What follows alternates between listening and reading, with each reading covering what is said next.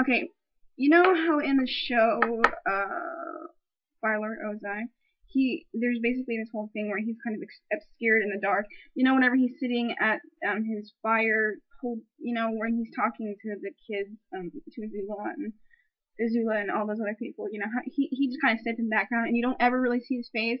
I mean, there are instances where, like, if there's like like in season 2 or season 3, there's like noodles of a noodle drawing of him, stuff like that, but you don't ever really see his face. Well, now, if you're gonna make this decision, you might want to stick with it.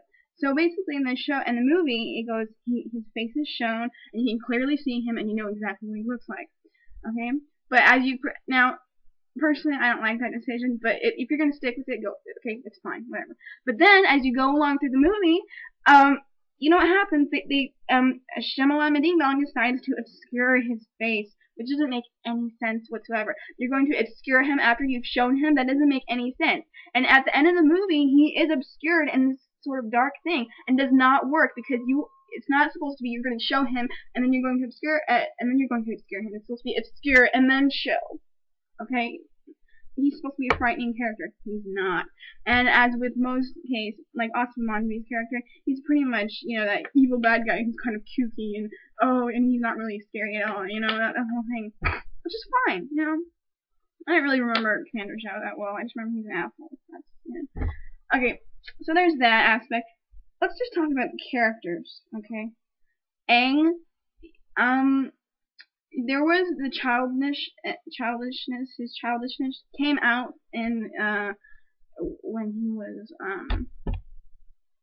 like in the flashbacks to his temple, his air temple. He's from the Southern tribe. What Southern Air Temple? I don't remember. I'm sorry. But he's from. I think it's Southern, Southern. Yeah, because they all start. Yeah, so I think it's Southern. So he's part of the Southern monk nomad thing. No, sorry, he's part of the South Temple, Southern. He hails from the Southern Temple. And on all these flashbacks, he is pretty childish in them. And you know, if you're gonna show him to be childish, that's fine. Okay, cool. And then he's serious throughout the rest of the movie. That's fine. But the thing about him is, he doesn't grow. He just kind of goes, and then movie ends. You know, and Aang, he and actually, you know, of all the character stuff, I think they do his probably the most. You know, there's all this spirit world stuff and how he has to, you know, do it. You know, he has this huge heavy burden upon him. And of all the characters, they do pretty much lay that on pretty thick, but you know, they don't do it that well. It's not done that well. Okay, then we go to Zuko, and there's just a lot of stuff about my father, yada yada yada. Whose father? Actually, you know, it was pretty smart though. The thing about Zuko coaxed in this little kid to tell a story. That was pretty smart to do that. But I mean, for the rest of the thing is like, my father did it. We know. You don't have to keep repeating it. You don't. You really don't. You know, you have this, and you know, the scar wasn't that pronounced. Although, because in the first season his hair is actually up, right? He has a little thing, you know. And in the third series, he finally cuts his hair down like this.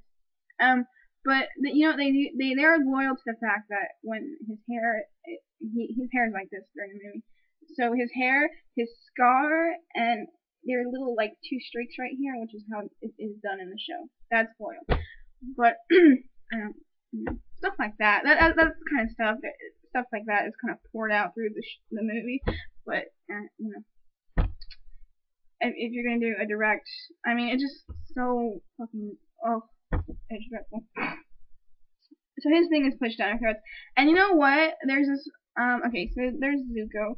And then Iroh, they do mention his son's death, but I don't think they do it that well. And then, okay, so then we go to Katara, okay? Katara, who is, for me, she's a very strong female character, you know, like, I've watched a lot of television, and, like, she ranks in my top, you know, 5 in terms of female characters, okay? You know, she's awesome. Although she is very feminine, Okay, I'm talking about the show. In the show, she's very feminine. She kind of plays the kind of motherly character, but she can kick a lot of fucking ass. And if you're going to touch any of her babies, you're gonna fucking die. Okay, that's how it works. Okay, so Katara, and she doesn't need anyone to protect her. And you know, in the first season, it's actually a lot more pronounced about this whole sexism thing. And literally in the first episode, Katara calls Sokka a sexist because of the whole "you're a girl" thing, right? Um, but there's a there's this whole kind of battling conflict thing. In the movie you don't get any of that. You really don't. Because most of the strong character things that Katara does in the season, it's all given to Aang. Seriously. I mean, I'm all for it, but like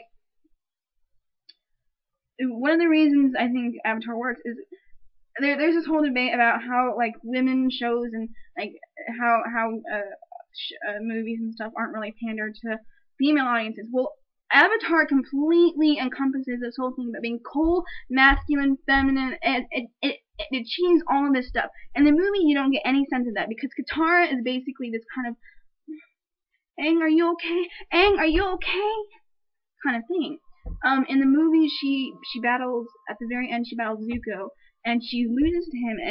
And in the show, it kind of goes that she fights him. She beats him at first, and then when the sun rises again, Zuko comes back and kicks her ass. But there's this whole thing about how she grows throughout the season. And actually, that's another. Okay, but we'll keep talking about her.